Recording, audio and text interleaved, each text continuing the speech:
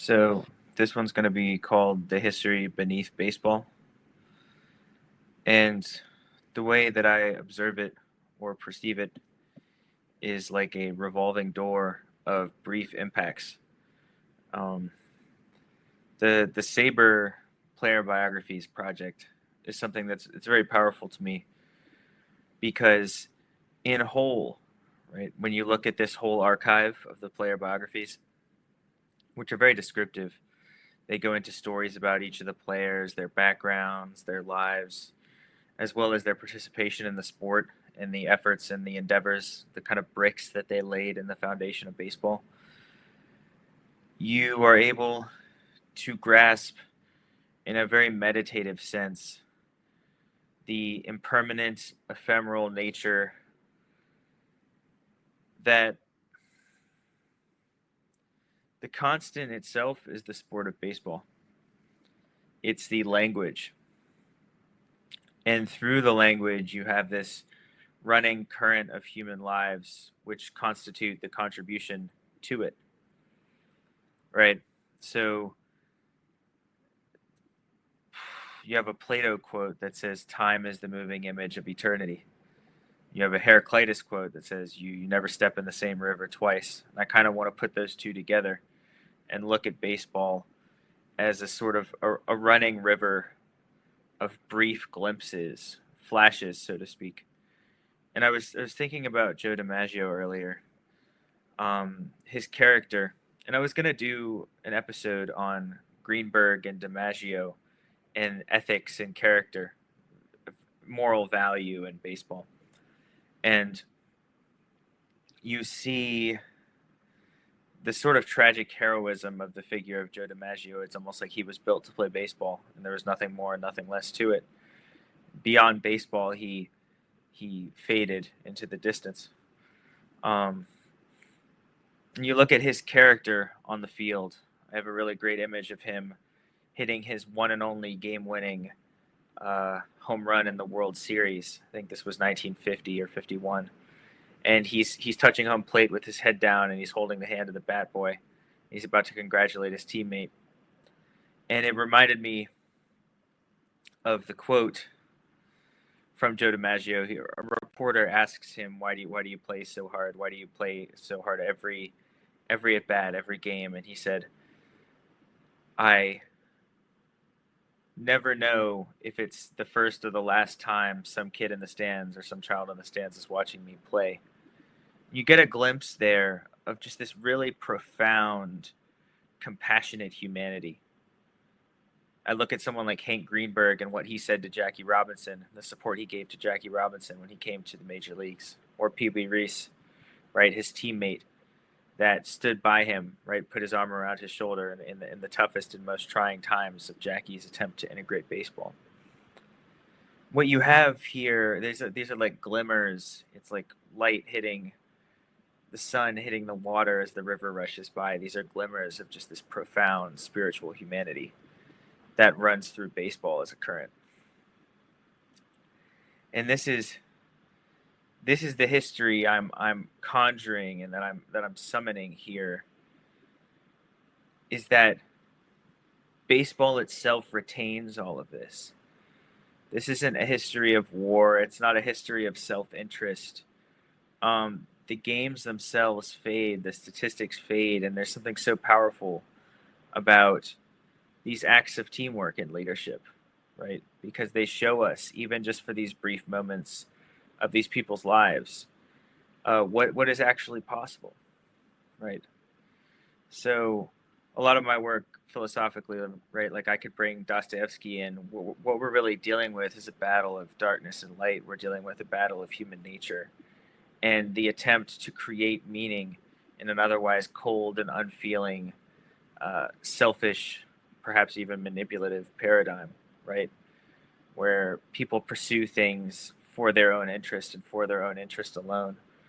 And what baseball itself, as a essentially non-contact team sport, is ultimately about is fostering these moments of profound collaboration, leadership, and setting moral examples. This was at least a golden part of the fabric of what baseball meant to American culture in the early 1900s. Someone like Honus Wagner, Christy Mathewson, Joe DiMaggio, right? Lou Gehrig. These were examples, Jackie Robinson. These were people who were more so ethical, moral examples at the foundation of American cultural values emerging from working class grit, right? Working class difficulties, surmounting incredible personal trials, for the most part through poverty. I mean, Joe DiMaggio's father is a fisherman in California, right? Just to bring back the foundational grounds here. These are people who step onto the stage of baseball. Hank Greenberg, for instance, dealing with anti-Semitic epithets, right? As he's on baseball's biggest stage, having some of the greatest seasons in baseball history in the middle of World War II, where anti-Jewish sentiment worldwide is at this all-time high, just crazy fervor, right? These are people who stand on this stage and they are morally grounding the culture, morally grounding the society. And you wonder, right, about all of these people, all of these figures and these player biographies that come and go, and what baseball itself means and represents in light of that. Because it's much like the course of human history in this sense. You have all of these undocumented lives that are lived in quiet or lived in silence or lived unacknowledged.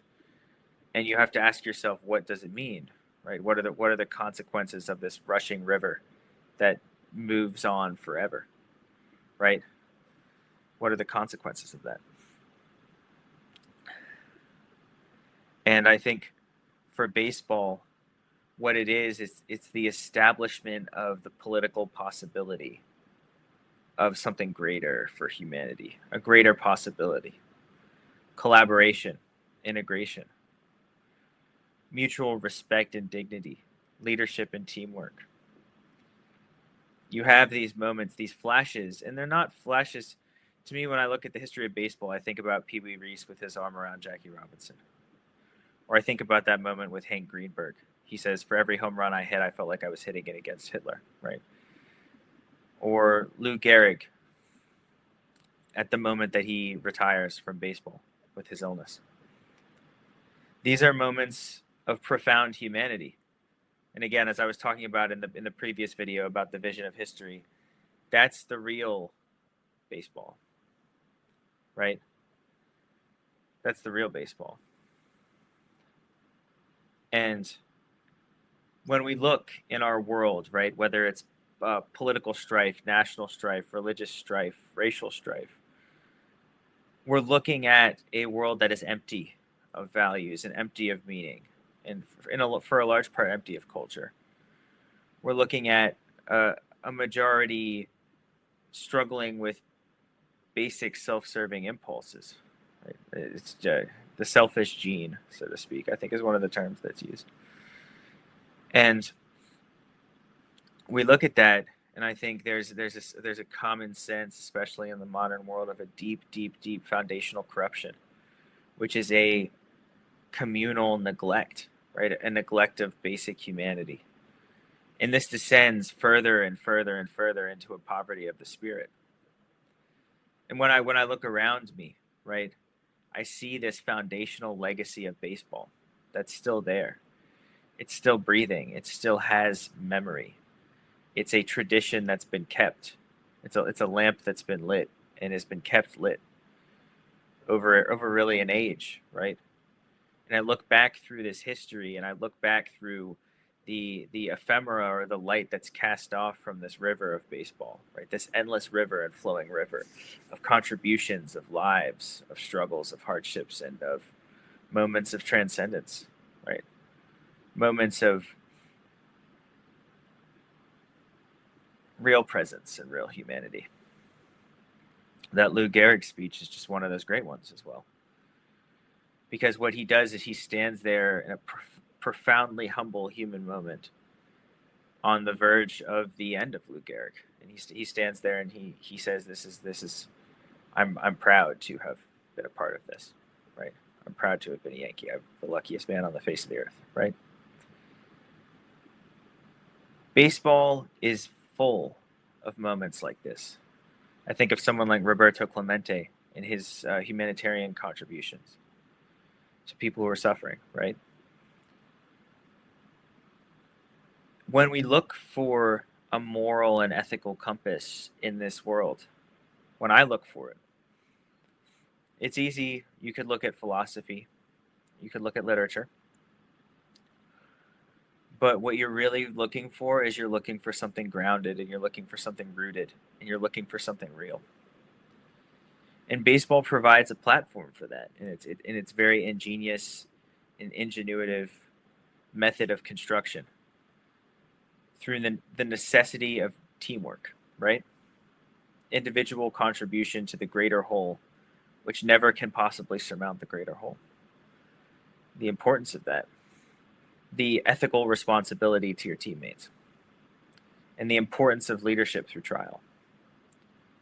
The importance of real leadership, right? Not superficial leadership. Because this is a physical, active game with real consequences. And it's all contained within 90 feet on the base pass and 60 feet 6 inches from the mound to home plate, right? It's all contained within this sphere. You can't shove off leadership. You can't pretend that it's not there, because everything is immediate. Everything occurs within this sphere, this closed circuit, this diamond, right? So all of the real human, moral, and ethical problems, all of the dilemmas, all of the cultural baggage, all of the shadows of the human psyche are brought to light, and they're staged in that space. And what it requires is the moral and ethical strength, the spiritual conscience to overcome. Greenberg, Jackie Robinson, right? Joe DiMaggio's sense of responsibility to the kids who are watching these games, right? So that's really what I'm talking about here. Baseball creates a very, very, very small closed circuit. It's almost like a theater of humanity, and a intimate community where everything is laid bare, because all responsibility is present, right? Responsibility to the kid in the stands, responsibility to your teammates, responsibility to prepare yourself, because your actions are all present. It's the swing, it's the pitch, it's the line drive, it's the catch, right? These are all attempts. These are all symbolizations and representations of human striving. And the people who come and go through that game are themselves reflecting possibilities. You see, there's no political mask. There's no speeches. There's speeches, but it's Lou Gehrig at the end of his career, right? There's no distractions, right? And this is the highly meditative and present nature and aspect of baseball, through which real human possibilities are revealed. And all real human possibilities are heroic possibilities, because they're self-overcoming. So I talked previously about the concept of cosmic heroism, the Ernest Becker terminology. And what that essentially means is that through our humanity, we are finding this transcendent possibility. We're actually finding new ground. And when Joe DiMaggio says something like what he says about every single play, every single game, he plays 100% because he never knows if that's the first or last time some little kid is watching him play. What you're really hearing there is a profound sense of ethical and moral responsibility to his fellow human being. And in the same era, or in the same paradigm, you have everything that happens in World War II, which shows a profound irresponsibility to your fellow human being. So you see what I'm saying? This is something that you rarely find in war. You rarely find in politics, and you'll find it in everyday life, in acts of kindness, right? In acts of courage from everyday people. And this is why I circled back to a labor history of baseball as a working class history, because it is these everyday people who are creating these heroic acts. And what baseball does is it puts a microscope and it puts a lantern, it puts a spotlight on these people. Joe DiMaggio is the son of a fisherman, right? Mickey Mantle is the son of a miner. The idea here, which is so radical, and it's subtle in a way that American celebrity culture usually functions and has become increasingly corrosive, is that baseball is an iconography of the working class. It's a, I'm not going to say a deification, but it's a revelation and a celebration of the working class. And so when you see these behaviors, right, like Hank Greenberg's family owned a cloth cleaning company.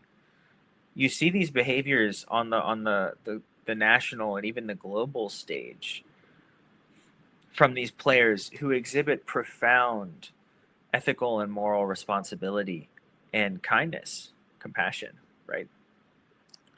You're observing, right? This spotlight's being created, and you're observing the compassion and humanity of working class heroes, right? For lack of a better word. These people who come from deeply humble and impoverished circumstances, and their characters have been honed, they've been sculpted, and they've been forged, and they themselves are crucial spiritual figures that create and center compassion in a civilizational and cultural sense in a way that very few others do. And again, right, this is the importance of the history of baseball and the importance of remembering this in a really clear way, right? That you have these profound contributions from these people who struggle deeply, whether it's with physical, mental, emotional, economic, familial, right? You name it. These things that could destroy a person. They could tear a person. And you see through these struggles the cultivation of a real humanity and of a real compassion. And so when you look at these player bios, or when you look at baseball history and you really go through it, you're reading these stories, very many of these stories of this self-overcoming. And you read deeper into it, and you see this is someone whose parents were slaves and had to find a way to navigate an utterly inhospitable social climate, political climate. Or you see this is someone whose parents were very poor immigrants. Or someone like Lefty Grove that we talked about. This is someone who grew up in a coal mine and goes on to become this great player, right? And in a lot of these cases, we're talking far beyond great player and into someone who makes a contribution at the level of humanity, right? And illuminates human possibility on the cultural stage.